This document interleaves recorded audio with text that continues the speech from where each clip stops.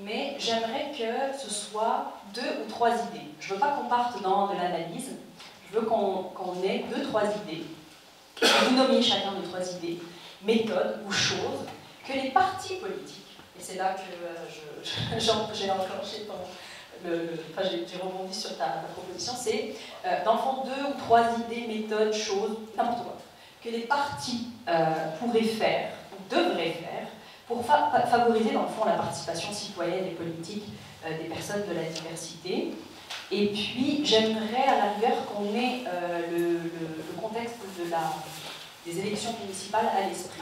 Nous avons vu des choses qui ont raté, qui n'ont pas marché. Donc qu'est-ce que vous gardez de ces élections-là? En tout cas, non, je ne veux pas qu'on revienne sur les élections, mais qu'est-ce qu'on a gardé des ratés et comment, pour l'année à venir et l'année suivante, on pourrait penser des outils, des solutions, des propositions très concrètes. Donc là, je vous demande d'être concret et c'était prévu que ce soit l'Irlande et l'Olivier qui commencent. Ben, écoutez, actuellement, il y a tout un débat autour du mode de scrutin. Les 3 partis politiques à l'Assemblée nationale, les partis de l'opposition, sont en faveur d'un changement du mode de scrutin. Je crois que notre mode de scrutin actuel, uninominal majoritaire à un tour, crée des distorsions. Et comment, par exemple, un mode de scrutin qui intègre des éléments de proportionnalité peuvent justement contribuer à favoriser, à encourager non seulement une représentation plus égalitaire, que ce soit entre les hommes et les femmes, mais aussi de la diversité ethnoculturelle, pour corriger ce déficit de représentation de la diversité ethnoculturelle à l'Assemblée nationale, par exemple. Alors, le mode de scrutin uninominal à majorité à un tour a ses limites, et je pense que si on veut justement améliorer la démocratie, interagir dans cette démocratie pour l'améliorer, je crois qu'il est temps au Québec qu'on ait un changement de mode de scrutin qui va intégrer des éléments de proportionnalité. Donc on parle d'une proportionnalité compensatoire, par exemple. Donc là-dessus, je pense qu'il y a un consensus des partis de l'opposition. Et pourquoi ne pas saisir justement ce momentum pour justement amener ce changement structurel?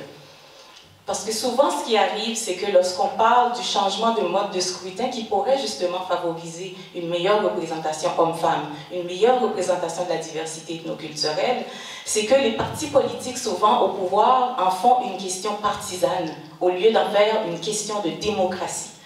Et je ne crois pas non plus que seul le mode de scrutin va amener les changements auxquels on aspire. Par exemple, l'égalité entre les hommes, la parité entre les hommes et les femmes, ou la représentation de la diversité ethnoculturelle.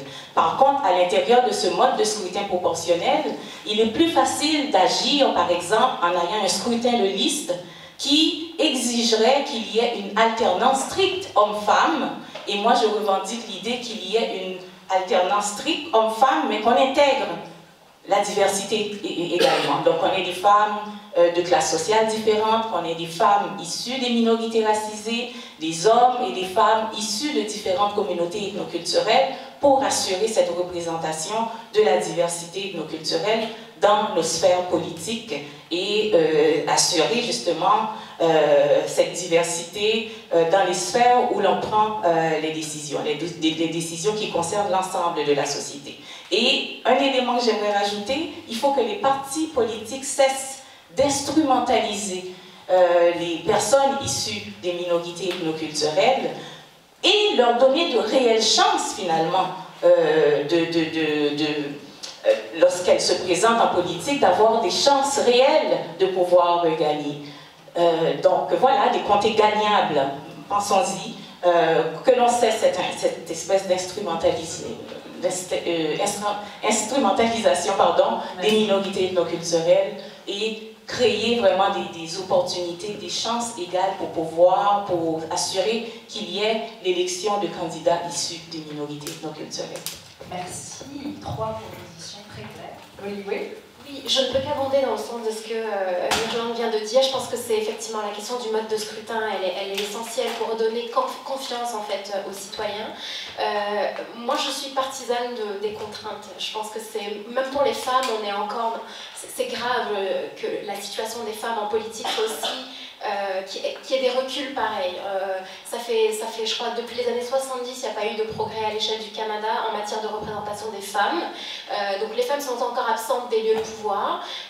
Et en fait, ce qui se pose, c'est une question de pouvoir, de partage de pouvoir.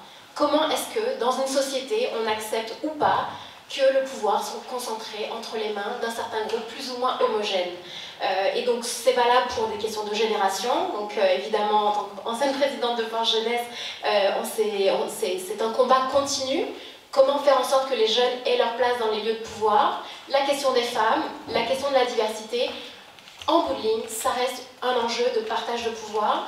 Et je pense que malheureusement, nos démocraties ont bien montré que, en l'absence de contraintes, le changement ne se fait pas. Donc l'imposition de quotas avec des sanctions assorties, parce que c'est bien joli de dire qu'il y a obligation d'avoir parité, encore faut-il qu'en cas de non-respect, il y ait des conséquences, et que ce ne soit pas des conséquences financières tellement dérisoires que les partis préfèrent les payer. Il y a l'exemple en France qu'on connaît, où les partis préfèrent payer des amendes plutôt que respecter certaines règles de parité, et donc il faut cheminer et les mettre face à leurs responsabilités en imposant des règles qui fassent en sorte qu'à un moment donné, il y aura plus de femmes en politique, plus de jeunes, plus de personnes issues de la diversité, des gens des régions aussi, parce que c'est vrai qu'il y a une concentration du pouvoir à Montréal dans certains lieux. Et donc, voilà, pour moi, je suis pour la sanction, désolée.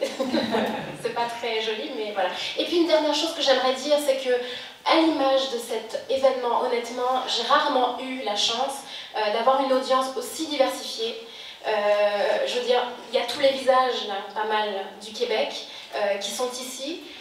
Ça veut dire qu'il est possible de se parler d'enjeux de société qui nous concernent toutes et tous. Je pense que un événement comme celui-ci est une très belle démonstration de notre capacité à nous asseoir pour parler ensemble. Et il faut multiplier les espaces de discussion qui nous fassent sortir de notre cloisonnement. Parce que bien trop souvent, je vais dans des lieux où il y a beaucoup d'homogénéité. Et là, c'est valable dans tous les milieux. Et par exemple, à Force Jeunesse, quand j'étais à la présidence, l'une des choses que nous avons faites, parce que nous étions confrontés à l'impossibilité à chaque fois, chacun, nos événements, nous avions 350 jeunes, mais il n'y avait pas de diversité. Au bout d'un moment, ce que nous avons fait, c'est que nous avons noué des partenariats avec des organismes comme le REPAF, le réseau des entrepreneurs et professionnels africains. Donc ça avait été un travail avec Gracia, qui était sa présidente. Nous avons lié des liens avec d'autres organismes pour faire en sorte qu'il y ait des jeunes de la diversité qui viennent. Et bon, je veux dire, le compte n'y est pas, mais c'est avec des mesures comme celle-là, je crois qu'on peut créer des passerelles et des ponts à l'intérieur de nos sociétés. Voilà. Merci. Je vais passer la parole à messieurs, France, et je rappelle que la question c'est 2, 3 mesures, solutions, méthodes, n'importe quoi, politiques ou pour les partis politiques. Moi, en réalité, je voulais seulement dire que nous, quand je faisais, nous, les immigrants, on doit être une addition. Une addition et avoir aussi, tantôt comme Mme Biel dit, avoir une réelle chance. Moi, je ne veux pas qu'on me mette une place que j'ai aucune chance de gagner, là, parce que je suis... Ça fait quoi? Ça fait 30 ans que je suis au Québec, mais je suis quand même noir. Mais on m'envoie une place où typiquement, c'est des caucasiens fait qui ne vont jamais voter pour moi. Fait que là, tu vas dire comme ça, ah ben oui, j'ai donné sa chance. Non, tu ne m'as pas donné ma chance. Vous comprenez? Il faut vraiment donner à la personne une bonne chance et aussi apprendre à écouter aussi les comtés. Je vais vous parler des 3 comtés que je connais très bien. Antique, Montréal-Nord, Saint-Michel. Pourquoi? J'ai grandi à Saint-Michel. Montréal-Nord, pourquoi? Parce que je travaille à Montréal-Nord, je donne mon temps bénévolement. Antique, parce que j'habite à Antique. Dans ces 3 comtés-là, je me pose certaines questions. Est-ce qu'il y a certains immigrants qui habitent là ou je ne sais pas. Est-ce qu'on peut continuer à se faire diriger par autres?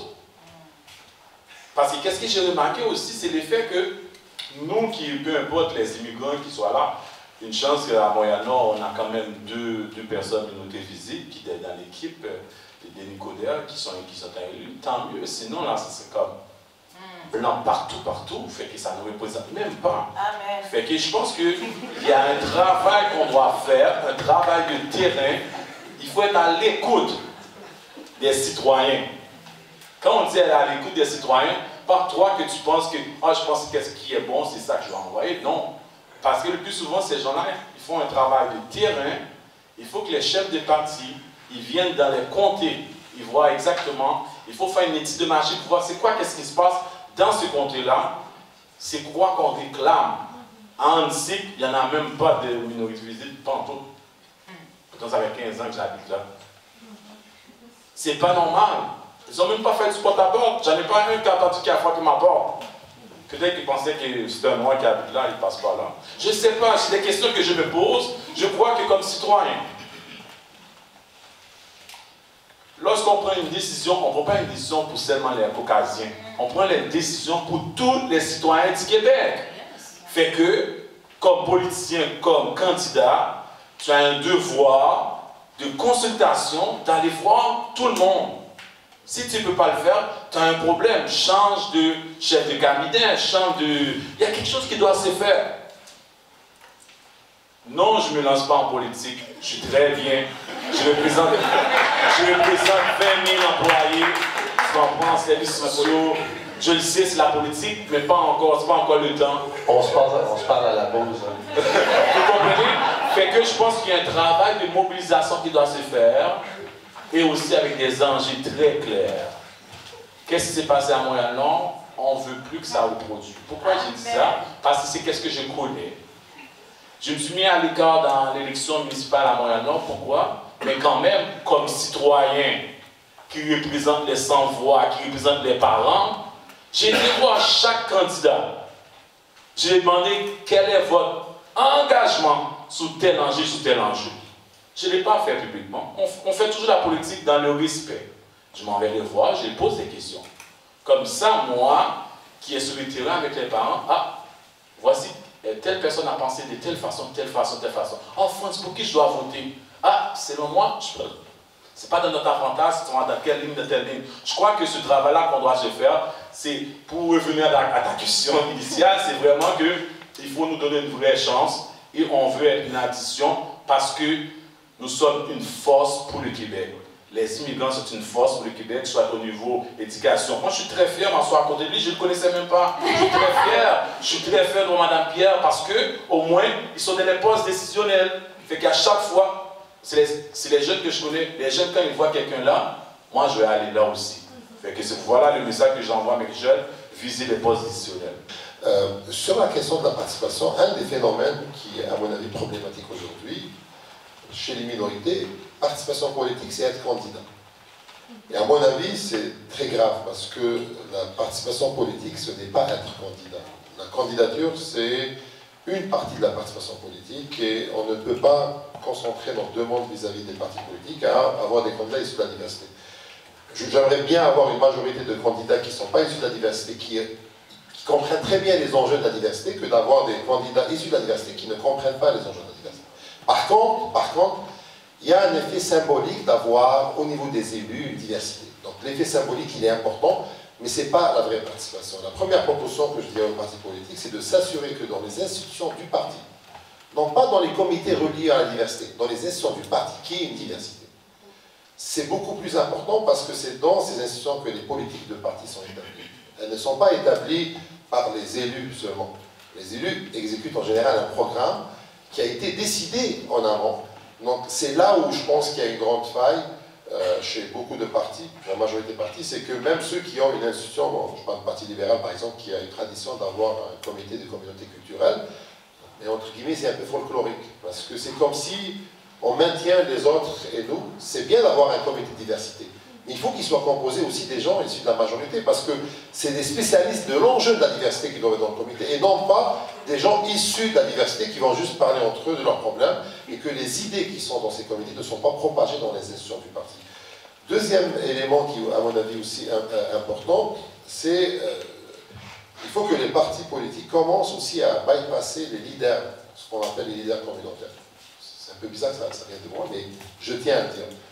Il faut aller rencontrer les citoyens issus de la diversité. Parce que, à force d'avoir des leaders, ça crée un racisme systémique dans les communautés. Donc,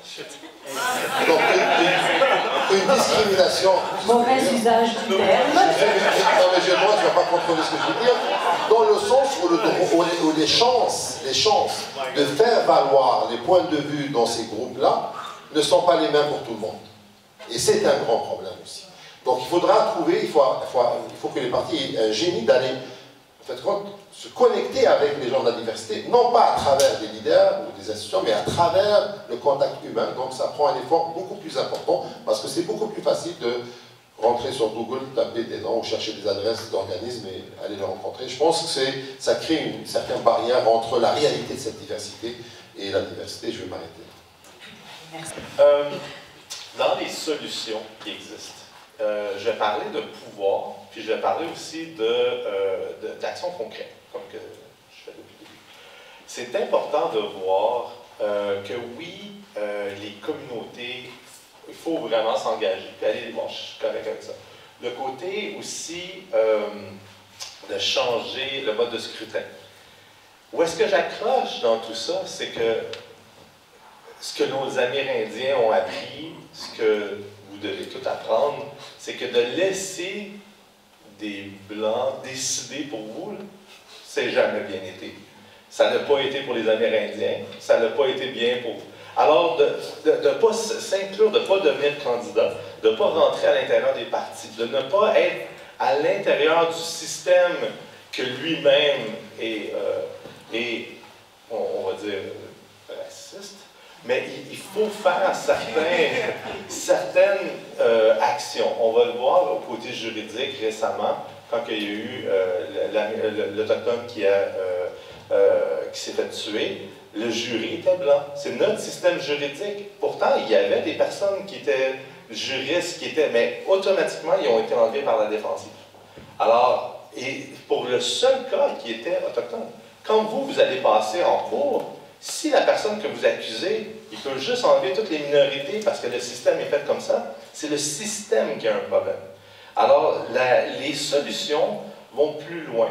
Vous devez unir les forces, que ce soit communautaire, que ce soit les syndicats. Les syndicats, ça fait 30 ans que la partie patronale frappe dessus pour essayer de les rendre les plus faibles possibles, mais c'est eux qui nous aident, c'est eux qui nous défendent nos droits. On se tire dans le pied à ne pas être du côté des syndicats. Alors, c'est important de rentrer dans le pouvoir syndical. C'est important de voir. Juste la salle ici, là, je donnais un exemple. Récemment, on voulait avoir pour l'histoire noire, avoir du pouvoir que ça arrive dans les écoles. Mais un commissaire d'une commission scolaire, là, juste la classe ici, là, on peut le faire sortir comme ça. Parce qu'il y a juste 2, 3, 4% des fois dans les grosses places qui vont aller voter. Alors si on est tous d'accord de rentrer plus d'histoires noires puis qu'il ne veut pas le faire, on s'en va tout simplement voter et on le sort. On a un pouvoir en tant que peuple quand on s'unit. Mais il ne faut pas laisser la place aux autres. Vous devez prendre votre propre place et nous, les Blancs, on doit vous la laisser. Il faut qu'on vous rentre dans le côté décisionnel. Alors, ça va des deux côtés. Quand on a un chef de parti qui perd par 15 points dans une chefferie, mais qui commence à taper sur le clou de l'autre chef parce qu'il a dit bonne fin de Ramadan, puis qui gagne par 15 points, on voit que c'est là le problème. C'est que c'est instrumentalisé, c'est utiliser l'autre. On dit l'autre et pas de nous, mais on est tous Québécois. Quand on vit au Québec, on devient Québécois. Alors c'est là d'aller le voir. Si vous rentrez dans les partis, vous rentrez que ce soit dans des CA, que vous rentrez dans des entreprises, dans des organismes communautaires, dans des syndicats, vous allez forcer la porte, trouver vos alliés à l'intérieur de ça, puis défoncer la porte tout simplement. Merci. Poirier. Êtes-vous des citoyens? Oui. Êtes-vous des citoyens? Oui. Êtes-vous des citoyens québécois? Oui. Vous avez tous le droit de vote? Oui. L'exercez-vous? Oui. Oui. Est-ce que chacun d'entre vous exerce son droit de vote? 70% des Québécois l'utilisent, 30% ne l'utilisent pas. Et malheureusement, je vais rejoindre France là-dessus, dans bien des comtés, c'est compté d'avance. Parce qu'il y a une tradition. Il y a une tradition électorale qui s'est installée depuis 30 ans. Et on le dit dans bien de ces comtés-là, ben, c'est des comtés gagnés d'avance. On n'escompte même pas les changements de population qu'il y a eu dans ces comtés-là.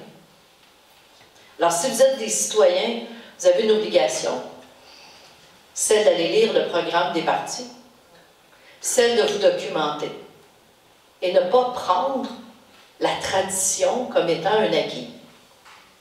Les partis d'il y a 30 ans ne sont pas les partis d'aujourd'hui. Quand on tient l'histoire des vieux partis, je trouve très drôle, parce qu'il y a à peu près personne qui était là il y a 30 ans qui sont encore là aujourd'hui. Les idées de ces partis-là il y a 30 ans sont bien des fois différentes d'il y a 30 ans d'aujourd'hui. Qui d'entre vous avait lu le programme politique d'un parti? On est dans une minorité. Dans une très grande minorité. Je remarque que c'est la minorité blanche qui a lu le programme de parti. Pourquoi vous ne lisez pas les programmes de parti? Ça ne vous intéresse pas?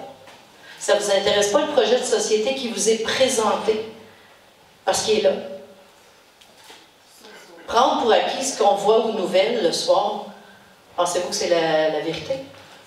Pensez-vous que ce que le débat de la joute à 4 heures entre Luc Lavoie, Bernard Drainville, Caroline Saint-Hilaire, c'est la réalité de notre vie? Quel effort vous faites comme citoyen de vous renseigner?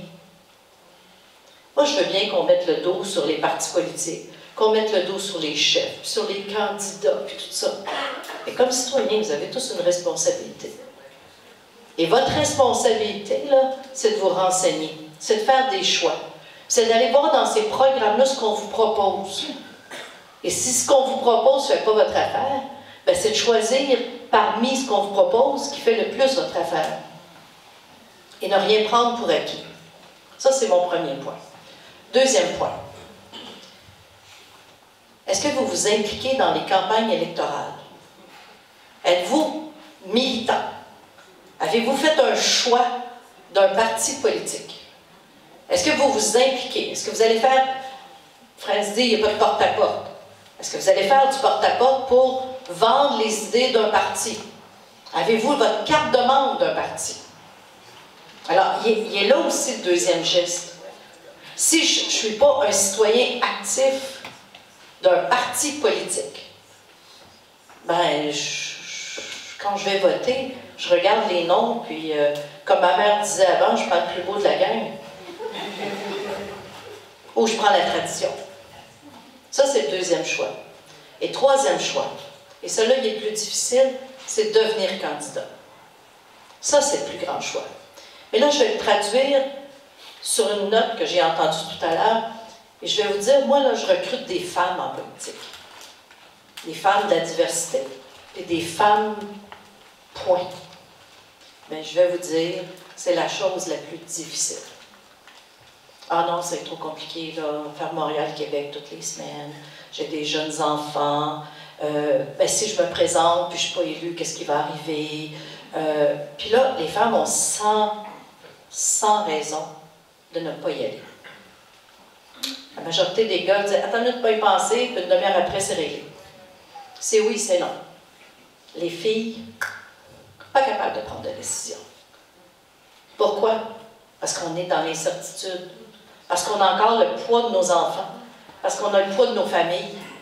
Ça, c'est une réalité. C'est une vraie réalité. Mais c'est emballant de faire de la politique. C'est emballant de s'embarquer en politique. C'est emballant d'être au cœur des décisions, des institutions où on va prendre les décisions. Qu'on soit dans l'opposition, qu'on soit au pouvoir. On fait partie de la solution. Moi, je vais vous dire, comme femme, la journée que j'ai décidé de faire de la politique, j'avais 2 jeunes enfants à la maison. Il a fallu que je décide de quitter la maison, d'aller 3 jours, 4 jours par semaine à Québec, puis de laisser mon conjoint avec les 2 enfants. Non, c'était pas facile. Mais je l'ai fait parce que ma volonté était le changement. Et si on a à cœur de changer et d'améliorer notre société québécoise, bien, on va faire cet effort-là collectif, puis on va aller mettre notre face sur un poteau, puis on va aller faire cette guerre-là pour défendre des idéaux. Ça, c'est faire de la politique. Bravo. Merci. Bravo.